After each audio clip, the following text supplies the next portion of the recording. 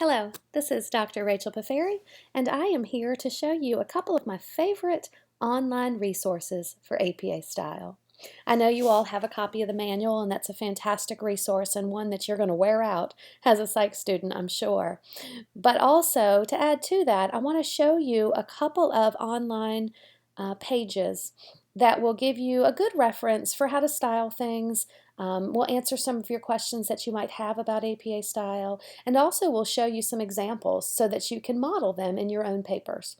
So there are two pages that I want to show you. One is from APA themselves, and then the other is from Purdue's Writing Lab, and they just have a fantastic web page on APA Style and how to do a variety of things. So the first one that I want to show you, and I'm just showing you my screen right here, is APA's Style page themselves. So www.apastyle.org is what the address is going to be. So if you just press on that, it's going to take you to this page. Now, one thing I want to draw your attention to is this search engine over here. Great place to throw in your questions. Let's say you have a question about the running head, or maybe you have a question about where page numbers are supposed to go, or maybe you have a question about in-text citations, or how to quote, and whether quoting, like how many words you have in your quote and how you would do it depending on the number of words. That sort of thing could all go up here in this search box, and it'll bring back a variety of things for you. One thing that you'll see, and I'll kind of scroll down, is there is an APA Style blog where they write various articles on any number of things related to APA Style. So when you do put something in that search engine, oftentimes what will come back is a blog on that topic, and it'll explain to you how to do it. It'll show you how to do it, whatever your question might be. So that blog is a really neat resource. Also, down here we have quick answers, how to reference different things. That's one thing I want you to pay particular attention to as you're doing assignments, is how you reference a book looks a little different than how you reference a journal article. Also, web pages have different types of references, and oftentimes it depends on how much information is even available, whether you have an author or don't have an author on a website article. So all of those sorts of things you can find down here, and ultimately when you go to do them in your own paper, you'll just model what you see in these examples. Also, we have some quick answers over here in terms of a variety of different types of formatting. So the running head, like I was talking about earlier, margins, heading levels, how to format tables or figures. So fantastic resource here from APA themselves on how to style different things.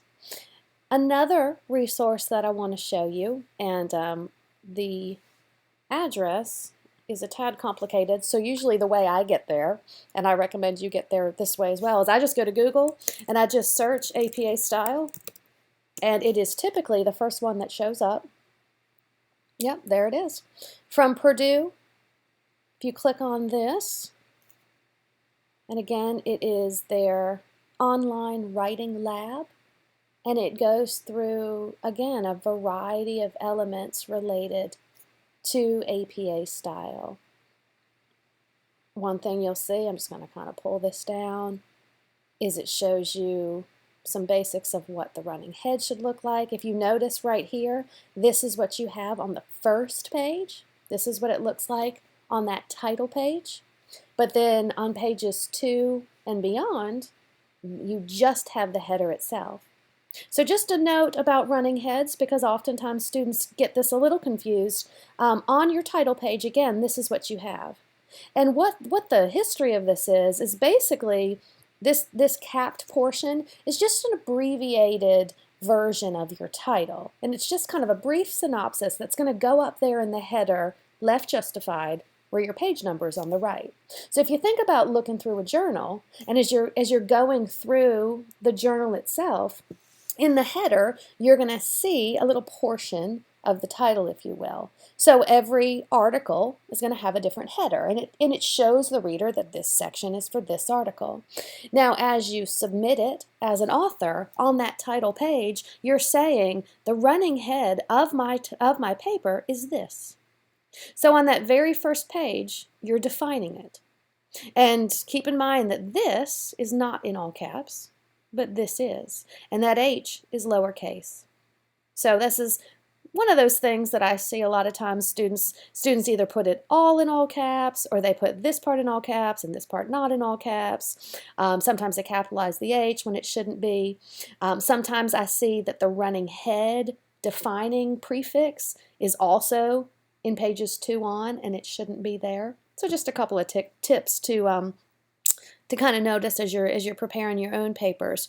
But again, on this OWL site, you'll have examples of what it should look like. As I scroll down, and this is what I really like about this OWL site, is it'll show you what it should look like. So this is what your title page should look like. So while you're preparing your papers, and you're trying to figure out, okay, what is it supposed to look like for me? You can look at this and model it for your own. So that is really why I like this particular page, because it shows you examples that you can copy for yourself. Again, down here are some resources. And this main page that you go to is just giving you some general formatting sorts of guidelines. There are many, many, many more things on this page that you can find either by searching or by going through this menu bar over here.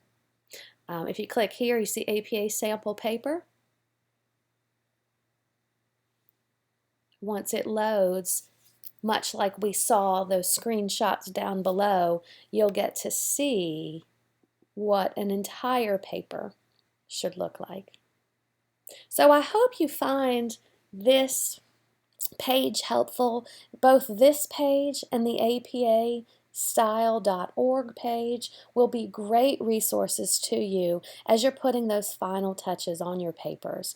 Please know that the purpose of APA Style is to have a consistent way of formatting papers, ultimately for publication.